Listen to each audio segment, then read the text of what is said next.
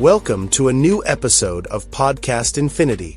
The Canadian government, led by Prime Minister Justin Trudeau, is experiencing its worst moments ever, with its remaining days in power potentially numbered.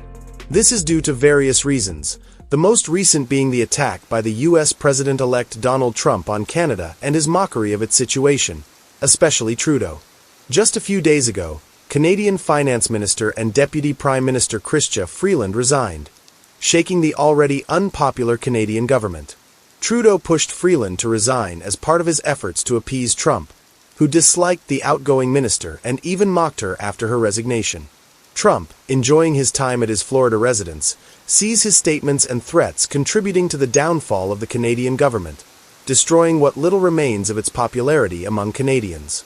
Many view the incoming U.S. president as continually embarrassing their country, driving wedges between politicians within Trudeau's administration.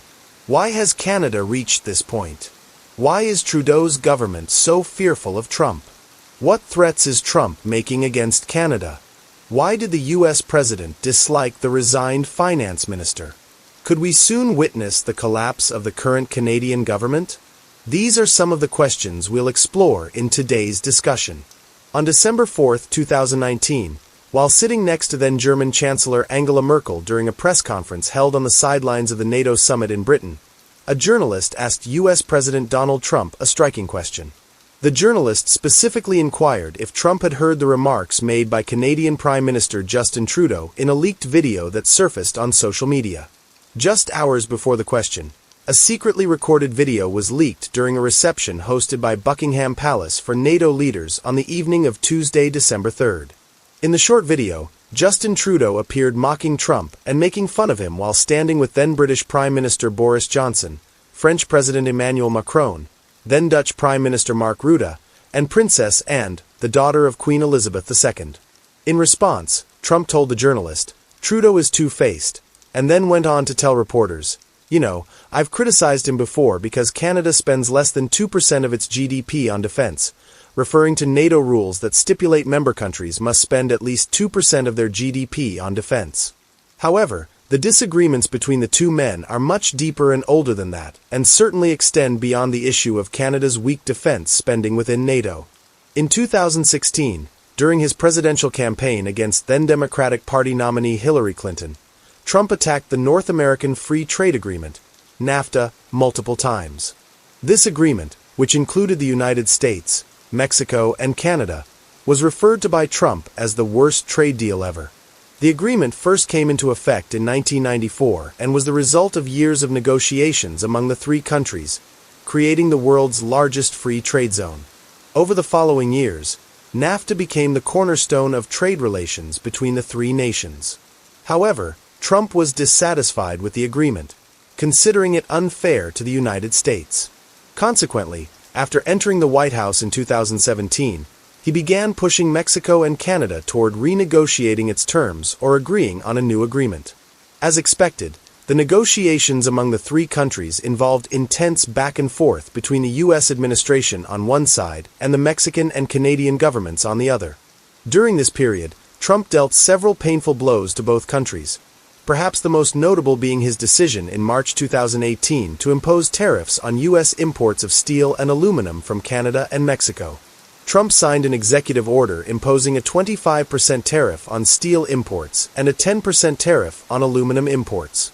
At first, Canada and Mexico were exempt from these tariffs. However, just 2 months later, in May 2018, amid stalled NAFTA negotiations, Trump removed this exemption, including Canada and Mexico on the list of countries subject to the tariffs. This move dealt a significant blow to both countries, particularly Canada, which was the primary supplier of steel and aluminum to U.S. importers. In response, Canada and Mexico imposed retaliatory tariffs on American exports entering their markets.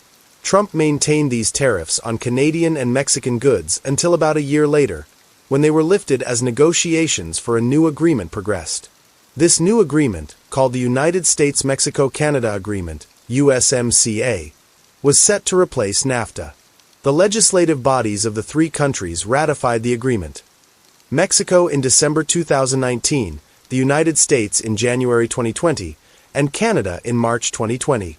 Subsequently, the new agreement took effect on July 1, 2020. Just 4 months after the agreement's implementation, Trump lost the 2020 presidential election to Joe Biden, who entered the White House in January 2021. In September of that year, Canada held its federal elections, where Justin Trudeau's Liberal Party won the most seats, though it failed to secure a majority. Trudeau managed to remain at the helm of the Canadian government for a third consecutive term since 2015. Trudeau was likely relieved to see Trump leave the White House, given the punitive measures Trump had targeted at Canada during his presidency. Moreover, Trudeau's relationship with Trump's successor, Joe Biden, was much better. However, both Trudeau and Canada faced bad luck as Biden, who took over the White House from Trump in 2021, is now set to hand it back to him in January 2025. On November 25, 2024, Trump announced that one of the first executive orders he plans to sign upon re-entering the White House on January 20, 2025, would impose a 25% tariff on all imported products from Canada and Mexico.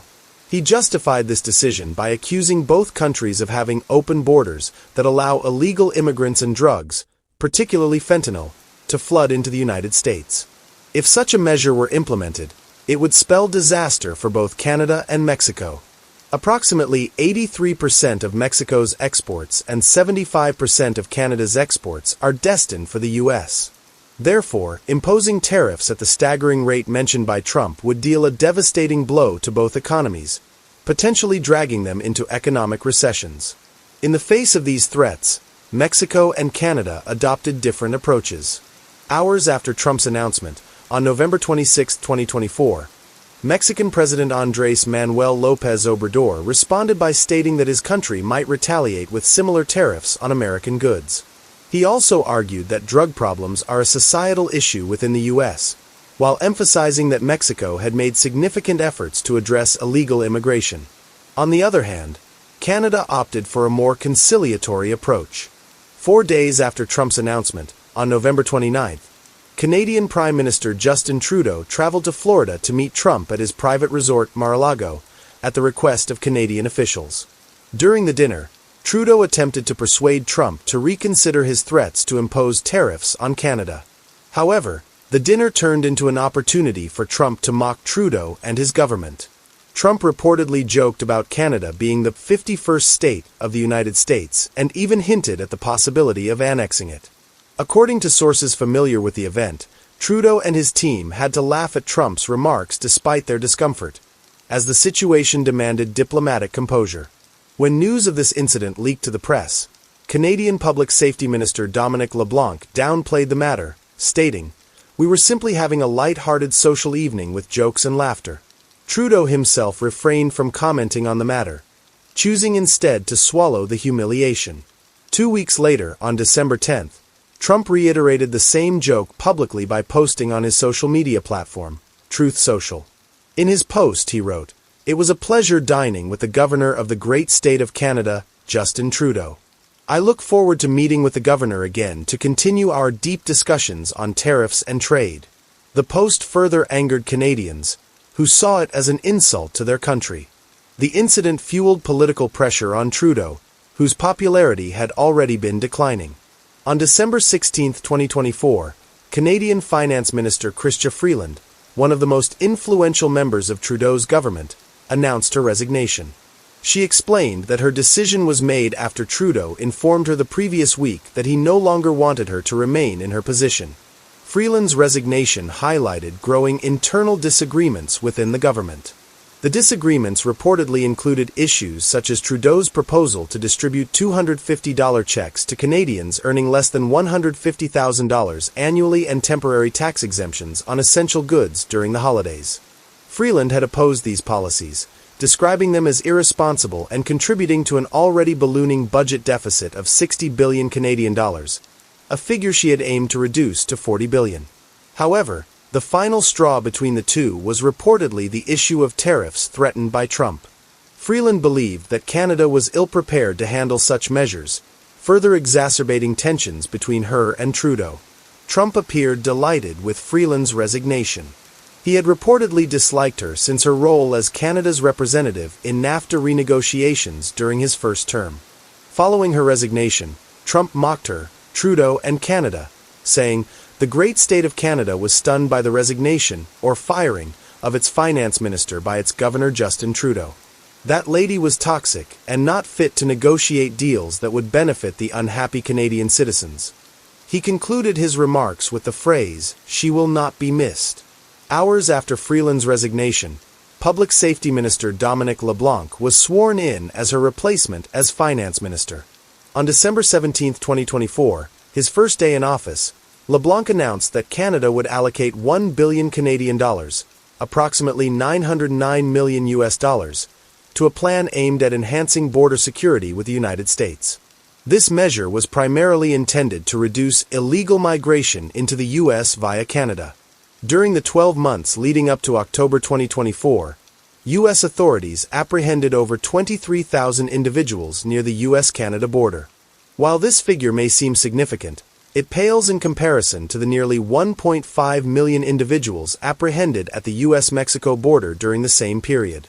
Whether these measures will be sufficient to appease Trump and prevent him from imposing tariffs on Canada remains uncertain. However, what is clear is that Trump seems to enjoy humiliating the Canadian government under Trudeau's leadership. Meanwhile, Trudeau's popularity continues to plummet. Following Freeland's resignation, 5 members of Trudeau's Liberal Party publicly called for his resignation, though Trudeau ignored these calls and showed no intention of stepping down voluntarily. The possibility of Trudeau being forced out of office remains high if the Canadian Parliament votes on a no-confidence motion against his government. Such a vote could trigger early elections, potentially bringing a new government to power, most likely led by the Conservative Party, which currently leads in opinion polls. This leads to a critical question. Are Trump's threats against Canada driven by his commitment to U.S. interests, or are they a personal vendetta against Prime Minister Justin Trudeau?